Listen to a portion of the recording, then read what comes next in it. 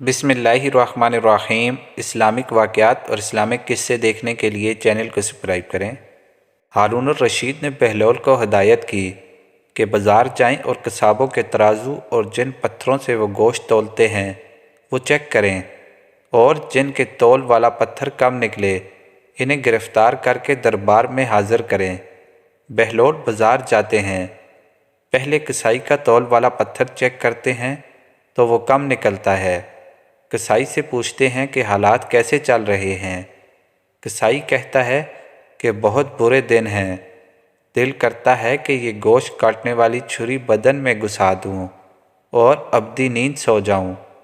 बहलोल आगे दूसरे कसाई के तौल वाले पत्थर चेक करते हैं, वो भी कम निकलते हैं। कसाई से पूछते हैं कि क्या हालात हैं घर के।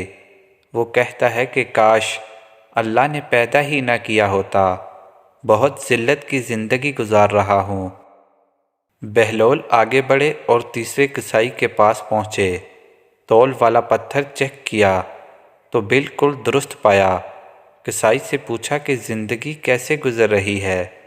कसाई ने कहा कि अल्लाह ताला का लाख लाख शुक्र है, बहुत खुश हूँ।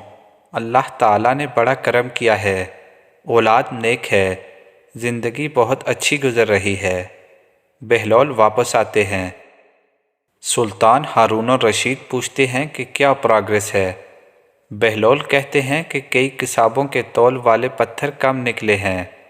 सुल्तान ने गुस्से से कहा कि फिर इन्हें गिरफ़्तार करके लाए क्यों नहीं।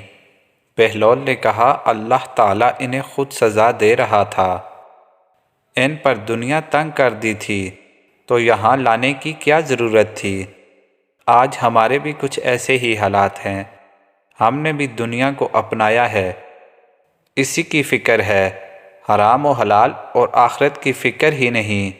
अल्लाह ताला हम सब को सही समझ अता फ़रमाए, आमीन। वीडियो अच्छी लगे तो वीडियो को लाइक और चैनल को सब्सक्राइब कीजिए। शुक्रिया।